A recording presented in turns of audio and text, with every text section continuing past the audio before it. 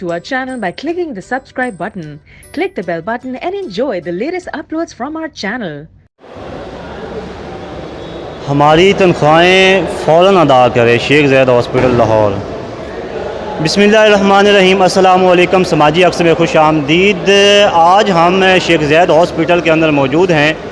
शेख ज़ैद hospital की आज 18 दिन हो चुके हैं जो मुलाजमीन हैं उनकी तनख्वाहें नहीं दी गई। वो जो हैं आज एहतजाज पे बैठे हुए हैं, लेकिन आपको एक आम बात बताते चलें तो उन्होंने अपना काम बंद नहीं किया। तो मुलाजमीन का क्या कहना है, क्या एहतजाज रिकॉर्ड करवाना चाहते हैं, तो आए उनसे बात करते हैं। उनका जो है उनका मौक़िफ़ है वो सुनते हैं।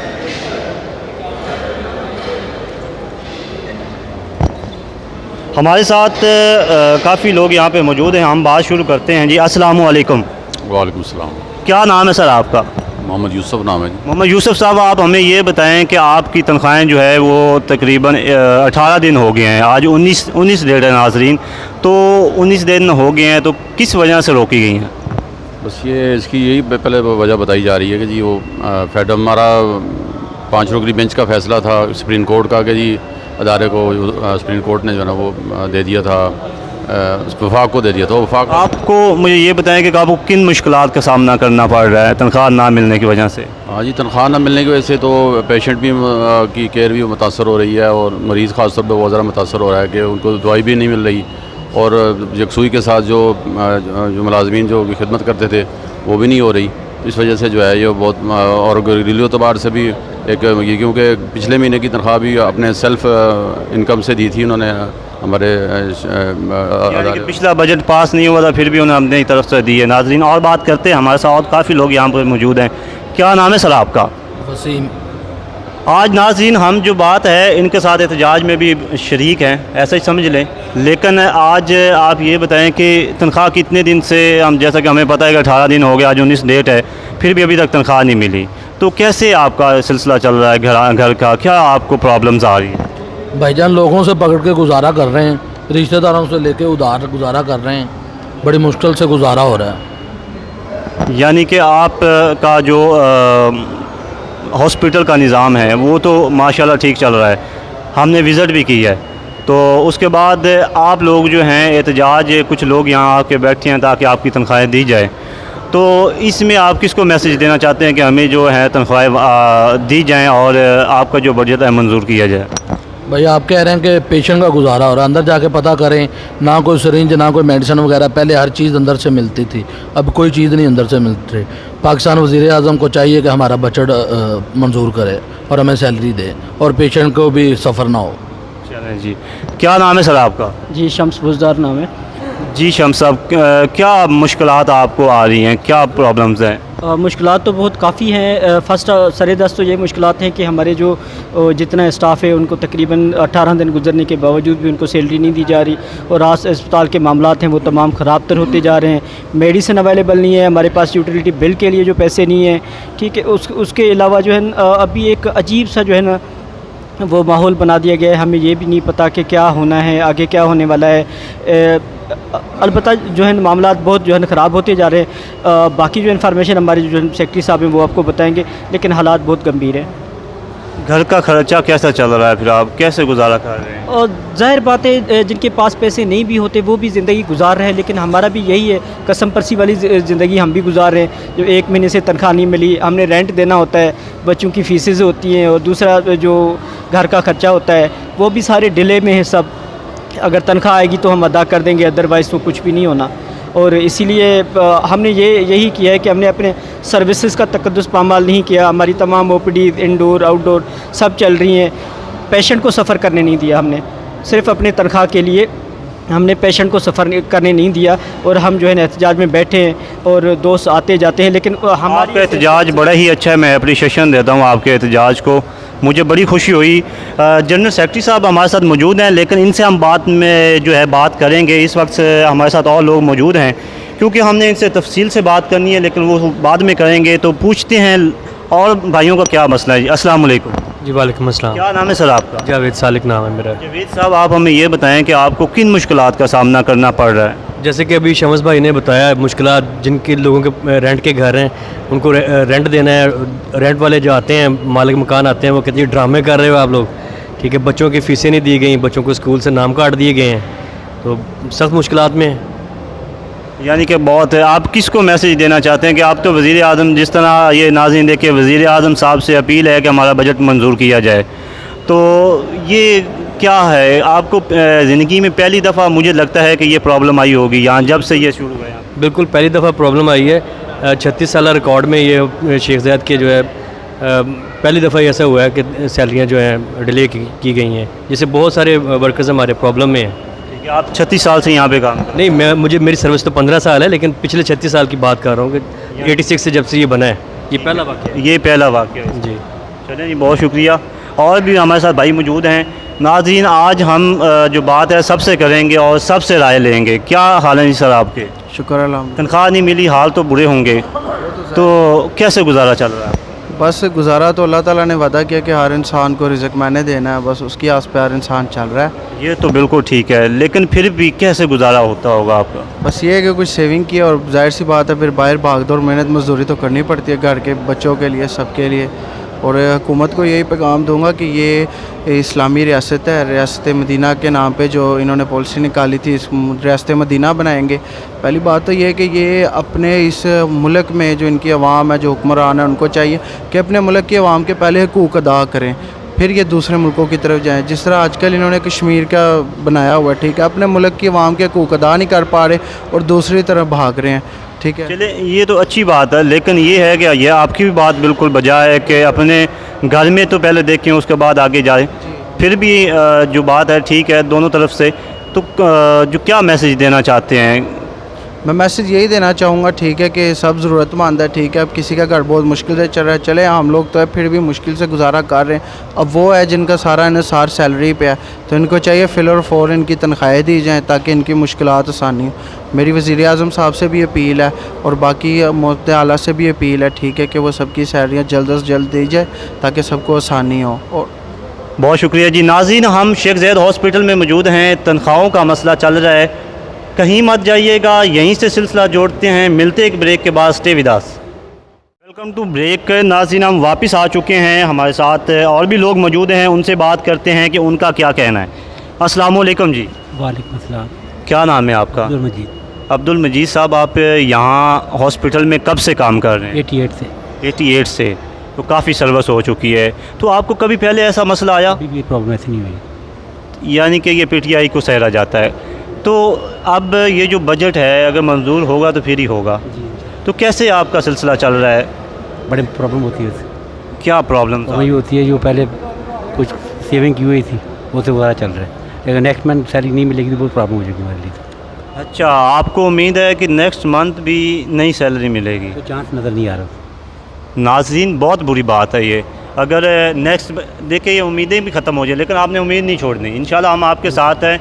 वज़ीर आज़म से भी अपील करेंगे कि वो आपकी जो तनख्वाहें जल्दी जो हैं वो दें। अस्सलाम वालेकुम। वालेकुम सलाम। क्या नाम है सर आपका? सैयद जाहिद अली।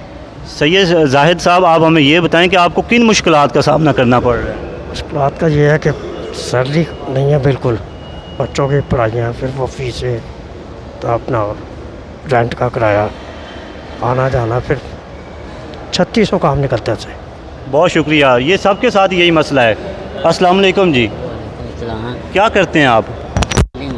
आप यहाँ के माली हैं? तो कैसा सिलसिला चल रहा है? तनख्वाहें नहीं मिली तो फिर भी आप अपनी ड्यूटी में मामूर हैं? ड्यूटी तो फिर करनी ना। बिल्कुल। तो आपको किन मसाइल का सामना करना पड़ रहा है? मसाइल हैं, बच्चों की फ़ीसें, घर का खर्चा, सारा मसाइल चल रहे हैं। नाज़रीन, मैं बड़ा खुश हूँ इन एम्प्लॉइज़ के ऊपर कि तनख्वाह ना मिलने पर भी फुल एहतजाज नहीं किया जा रहा। उनके पेशेंट्स के साथ उनका अगर कोई माली भी है वो भी उन्हें 1-2 ड्यूटी पे छोड़ते हैं, या जिस तरह शेड्यूल निकाल के अपनी जगह पे आके जो है वो एहतजाज भी कर रहे हैं। तो और भी यहाँ पे लोग मौजूद हैं, हम उनसे भी बात करते हैं, उनका क्या कहना है जी। अस्सलाम वालेकुम जी। वालेकुम सलाम। क्या नाम है सर आपका? मेरा नाम बशीर सर। बशीर साहब, आप क्या करते हैं? मैं सर इधर वार्ड बॉय। क्या आपको क्या प्रॉब्लम्स आ रही हैं तनख्वाहों की वजह से? सर जी कर्जे वाले रोज़ घर आते हैं, बूहा खड़काते हैं, रोज़ाना आके पूछते हैं कि जी पैसे दो, दुकाना वाले दूसरे जिन्होंने लोगों ने देने ने कमेटियां वगैरह वाले जो भी ने आके बस तंग कर रही वाम के साढ़े पैसे दो, बस उन्होंने कह दी कि तनख्वाहां नहीं मिल रही। बहुत बुरी बात है। नाज़रीन, यही सारे मसले चल रहे हैं। आपका क्या जी, जैसा कि हमारा माशी एहतसाल बंद करे, हमारा बजट बहाल कर दिया जाए, शेख ज़ैद हॉस्पिटल मुलाजमीन हक भी है। हमारे साथ अब जनरल सेक्रेटरी साहब यहाँ पे मौजूद हैं, उनसे हम तफसील के साथ बात करेंगे उनका क्या कहना है और कहाँ तक जो सिलसिला है वो पहुँचा है। तो बैठते हैं उनके साथ और उनसे बात करते हैं कि वो क्या कहते हैं, कोई प्रोग्रेस हुई भी है या नहीं हुई। तो जनरल सेक्रेटरी साहब, आपका बहुत शुक्रिया। क्या नाम है सर आपका? नासिरुद्दीन साहब, जैसा कि हमने सब लोगों से आपके सामने ही व्यूज़ लिए हैं, तो काफ़ी मुश्किलात का सामना है। कोई हुकूमत की जानिब से आपके जो चेयरमैन डीन साहब ने हैं उन्होंने बताया है कि क्या शेड्यूल्स आ रहे हैं आपकी तरफ? चेयरमैन साहब मकामी इंतज़ामिया के हेड हैं, वो अपनी कोशिशें कर रहे हैं, लेकिन अल्टीमेट जो है हाई एफ्स ऊपर जो बैठे हैं वज़ीर आज़म साहब, उनके नीचे कैबिनेट सेक्रेटरी साहब हैं, उस डिवीज़न ने यानी कैबिनेट डिवीज़न ने असल में ये काम करना है और उनके भी आप पे ही हम उनके ज़ेरे कंट्रोल हैं। हम ये एक लैंडमार्क डिसीजन है सुप्रीम कोर्ट का, जिसमें मैं पिटिशनर था, अपनी एसोसिएशन की तरफ से हमने ये केस जीता। हम पंजाब से वापस वफाक में गए। पहली दफ़ा ये इस इदारे में हुआ, जैसा कि दोस्तों ने भी आपको बताया कि ये सैलरी नहीं मिली और सालाना बजट नहीं आया। अब इसमें ये इफ़ेक्ट सबसे बड़ा तो ये है कि फंडामेंटल राइट जो किसी बंदे का सबसे बड़ा है वो उसकी ये सैलरी है जो नहीं मिल रही। यही लोग हैं, इनका घर का किचन का जो रोज़मर्रा की ज़िंदगी का दारो मदार है वो इन्हीं सैलरीज़ के ऊपर होता है। और आज 19 दिन हो गए हैं ये लोग यहाँ पर बैठे हैं। लेकिन एक खुशैन पहलू जो आपने पहले भी ये बावर करवाया है कि हम अपने मरीज़ों को, इदारे को बंद करके नहीं बैठे, मरीज़ों को हम तकलीफ़ नहीं पहुंचा रहे, अपना प्रोटेस्ट हम ज़रूर रिकॉर्ड करा रहे हैं।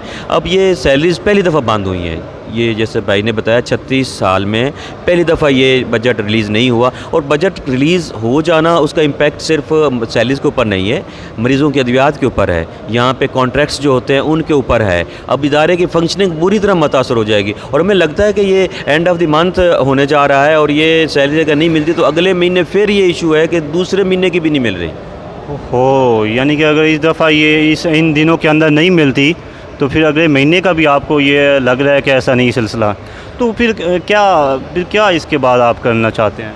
हम इस दायरा कार इसका बढ़ाएंगे, फिर मजबूरन फिर हमें ये करना पड़ेगा। हम बार बार अपील कर रहे हैं बाब इख्तियार से और ये 18-19 दिन कोई थोड़ा पीरियड नहीं है। करने पे आएँ तो ये 24 घंटे में भी हो सकता है, 2 दिन में भी हो सकता है। और ब्यूरोक्रेट्स जो हैं वो बेस लोग हैं, वो बैठे हुए हैं, हुक्मरान उसके ऊपर जो डिसीजन मेकिंग बॉडी जो भी बैठी हुई है, कॉम्पिटेंट अथॉरिटी, बाब इख्तियार, सारे उन्होंने कोई ख़ास पेशरफ्त अभी तक नहीं की है। मजबूरन फिर हमें इसको दायरा कार को बढ़ाना पड़ेगा। आपके हॉस्पिटल के अंदर इसके अलावा नर्सिंग स्कूल भी नाज़रीन इसी के अंदर आता है, तो ये सारा मिला के कितने लोग बन जाते हैं, कितनी तादाद है यहाँ पे? एम्प्लॉइज़ जो हैं यहाँ पे इस इदारे के तमाम कंपोनेंट्स के वो तकरीबन 3000 से ज़्यादा हैं। इसके अलावा इफ़ेक्टिव्स में, मुतासरीन में तकरीबन 500 लोग हमारे पेंशनर्स हैं जो यहाँ से रिटायर होकर गए हैं, उनको भी मसला है, उनकी पेंशन बंद है और वो सीनियर सिटीज़न हैं। उनका तो हम दूसरे जो लोग हैं, नौजवान हैं, वो कुछ कोई ना कोई रिसोर्स होगा, लेकिन जो बंदा यहाँ पे एक ज़िंदगी का हिस्सा दे के रिटायर होकर गया है और आखिरी उम्र में है, उसको जो दारो मदार सिर्फ पेंशन के ऊपर, उसको पेंशन ना दी, इससे भी बड़ा जुल्म है।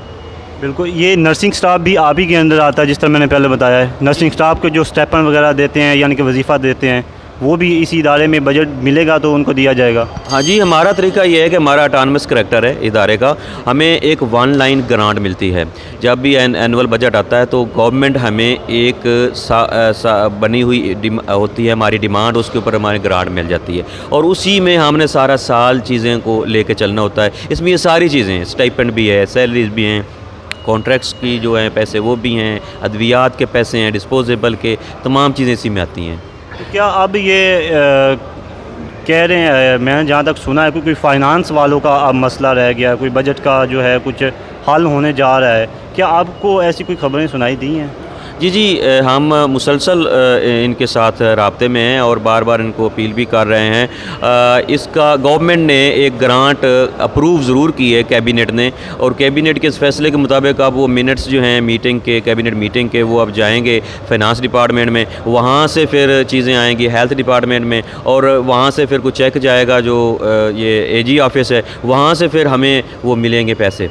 यानी कि बहुत सिलसिला अभी तक सिर्फ बातों तक ये सारा सिलसिला रखा हुआ है। तो आप जो है मैसेज क्या देना चाहते हैं, अपील? जिस तरह नाज़रीन आप मेरे पीछे देख सकते हैं जो है ना सारे बोर्ड लगे हुए हैं, अपील भी की जा रही है सबसे, माशी कत्ल का जो है वो भी किया जा रहा है जिसके बोर्ड्स के ऊपर अवेज़ा है। तो क्या कहना चाहते हैं, क्या अपील करना चाहते हैं, किससे अपील करना चाहते हैं कि जो आपकी अपील जो है वो मंजूर की जाए? देखें, किसी भी माशरे में हेल्थ का जो सिस्टम है ये बुनियादी नोयत को होता है। आपका ये बुनियादी हक़ है हेल्थ की फ़ैसिलिटीज़ लेना। आप बीमार होते हैं, यहाँ पे इलाज करवाते हैं, और इदारे ही तबाह हो जाएं, वहाँ पे आप आते हैं, आपको तो अद्वियात ना मिलें, आपको चीज़ें जो मुतलका हैं वो ना मिलें, आपको एंटरटेन ना किया जाए, तो ये बहुत बड़ी वायलेशन है फंडामेंटल राइट्स की जो कॉन्स्टिट्यूशन के मुताबिक हैं।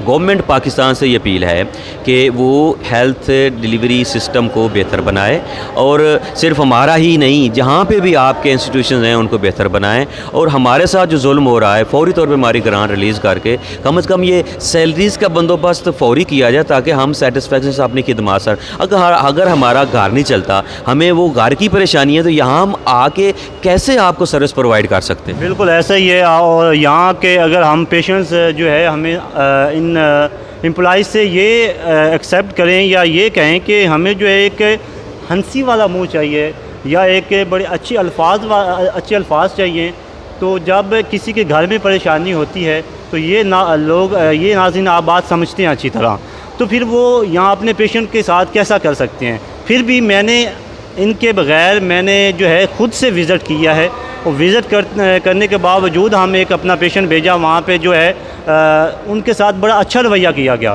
तनख्वाहें ना मिलने के बावजूद। तो ये आपकी बात ठीक है, मैं इससे बड़ा ही एग्री हूँ। तो फिर भी हम जो है इस बात को जो है अपील तक ही ख़त्म करेंगे। तो वज़ीर आज़म साहब से हम कुछ आप मैसेज उनको देना चाहते हो, या जो आपको लगता है कि ये हमारा काम करवा सकता है? जी, वज़ीर-ए-आज़म पाकिस्तान से अपील है कि वो हमारे सुपर हेड वही हैं, क्योंकि कैबिनेट डिवीज़न के सरबराह वो हैं, उनके नीचे कैबिनेट सेक्रेटरी हैं, और सेक्रेटरी साहब हमारा जो भी communication through secretary cabinet division वज़ीर-ए-आज़म साहब को भी होती है। हमारी अपील वज़ीर-ए-आज़म साहब से है कि वो फौरी तौर पे हमारी ये तनख्वाहें रिलीज़ करवाएँ, और ताकि हम अपना काम भी कर सकें और सेटिस्फेक्शन के साथ जा सकें यहाँ से। बहुत शुक्रिया जी आपका, थैंक यू जी। नाज़रीन, जो आज हमने बात की तनख्वाहों के ऊपर, शेख ज़ैद हॉस्पिटल के जो मुलाजमीन हैं उनकी तनख्वाहें नहीं दी जा रही है। बताया जा रहा है कि 3000 जो यहाँ पे लोग मुलाजमीन हैं, इसके अलावा 500 ऐसे अफराद हैं जो पेंशन जो है वो पेंशन लेते हैं, तो 3500 कुल बना। इसके अलावा नर्सिस का भी सिलसिला यहीं पे है, जो स्टेपन दिया जाता है जिसे हम उर्दू में वजीफ़ा कहते हैं, तो काफ़ी तादाद बन जाती है। इसके अलावा जो इसमें हमने समराइज़ किया है कि वो ये है, जिस तरह पहले भी मैंने आपको 1-2 मिनट पहले बात की, वो ये थी कि अगर यहाँ के जो मुलाजमीन हैं उनके घर में परेशानी चलती रहेगी, उनके घर में अगर परेशानी रहेगी, तो वो अपने पेशेंट के साथ कितनी देर तक जो है वो हंसी के साथ, अच्छे रवैये के साथ काम करते रहेंगे। तो नाज़रीन, मैं आपसे कि वज़ीर आज़म इमरान ख़ान से भी अपील करता हूँ, वज़ीर आला उस्मान बज़दार से भी अपील करता हूँ कि इनकी जो तनख्वाहें हैं, इनका जो बजट है वो जल्द से जल्द रिलीज़ किया जाए। वो चाहे जिस टेबल पर भी रुका हुआ है उसको जल्दी से जल्दी जो है रिलीज़ किया जाए।